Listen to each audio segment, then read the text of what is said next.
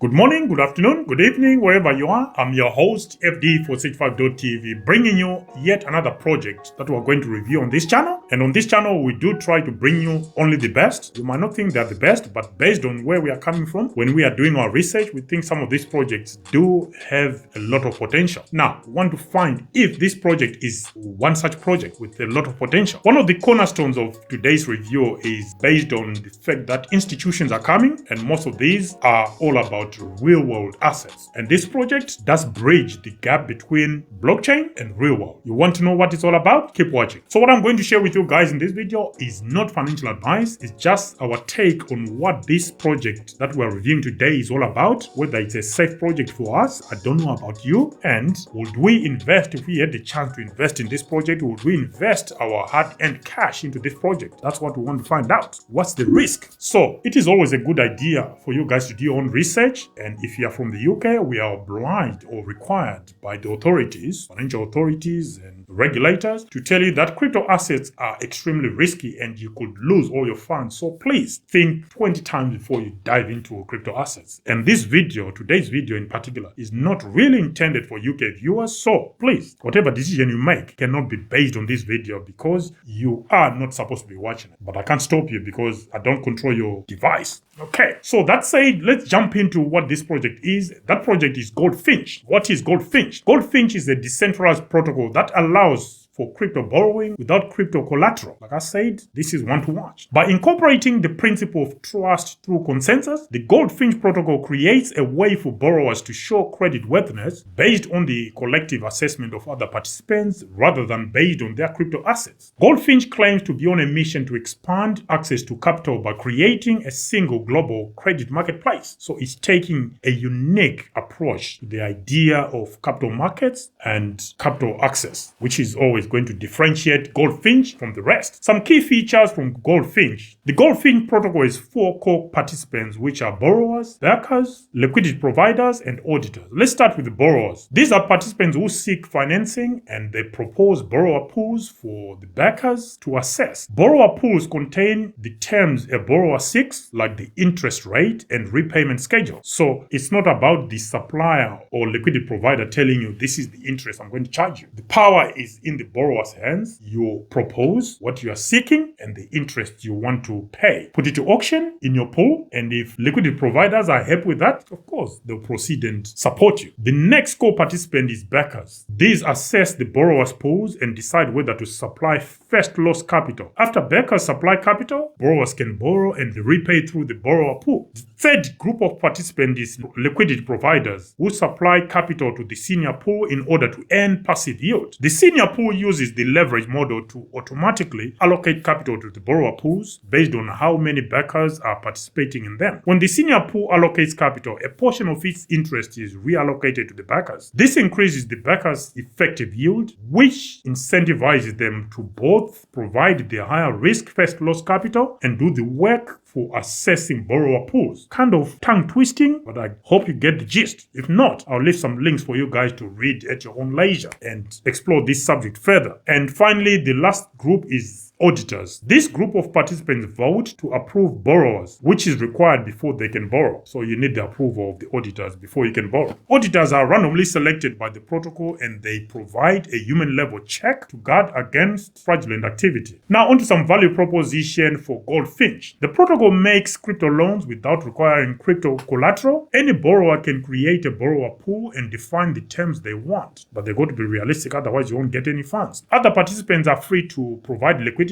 and earn interest and rewards in return. The most important value proposition from Goldfinch centers around its business model, that is of lending but not supported by over-collateralization of crypto assets. So how does Goldfinch deal with instances of fraud? Well, the first guard against fraudulent activity is that the auditors must approve borrowers before borrowing. Because auditors are randomly selected, it is difficult to collude with auditors. So that is one barrier to fraud or to fraud prevention. The second guard are the backers, who are highly incentivized to analyze their investments closely since they supply higher risk junior capital. Lastly, you got backers who must sign off-chain legal contracts with the borrowers, which opens borrowers to legal recourse. So this is very much similar to to current borrowing and lending practices in the real world. So you can understand why I said at the top of the video, this protocol is trying to bridge the gap between blockchain and real-world assets when it comes to capital markets. Next is the borrower collusion with auditors.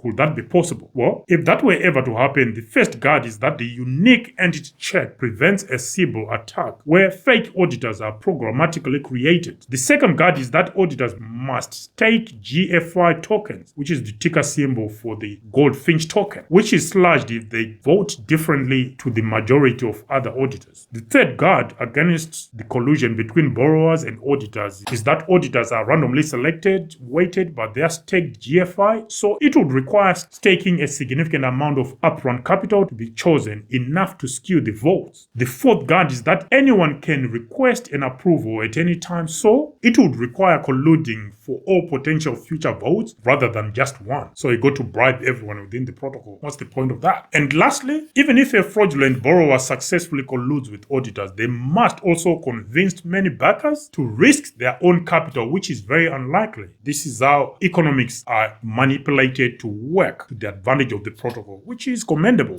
Everything has been well thought through. But again, scammers are always a step ahead, aren't they? Anyway, Goldfinch also has mechanisms in place to deal with fraudulent backers, honest borrowers. That's another equation or conundrum there. And the other one is in instances of fraudulent borrowers and honest backers. They've got mechanisms. I'll leave some links for you guys to check that one out for yourself. So as part of our DYO or risk evaluation, we are going to be applying our usual 13 elements in decentralization, security, scaling, interoperability, age of the project use cases, social media presence via Twitter and via Discord, the project use cases, as well as the project is tokenomics. So starting with decentralization, by incorporating the principles of trust through consensus, Goldfinch creates a way for borrowers to show creditworthiness based on the collective assessment of other participants rather than just based on over-collateralization with crypto assets. This provides the basis for establishing an immutable on-chain credit history, a core foundation of any scalable lending model, and a primitive that is missing in a meaningful way for many growing markets globally. Anyone can create a pool on Goldfinch in a permissionless manner. The same applies to borrowers who wish to source funds in the form of loans via Goldfinch protocol. Governance on Goldfinch is managed by a community DAO and has the ability to perform maintenance functions and parameter adjustments via decentralized governance votes, including upgrading contracts, changing protocol configurations and parameters, selecting unique entity check providers, setting the rewards and distribution of GFI tokens, pausing protocol activities in the event of an emergency. Let's move on to security. Goldfinch smart contract security audits were performed by CETIC. All in all, there were an astonishing 43 findings, but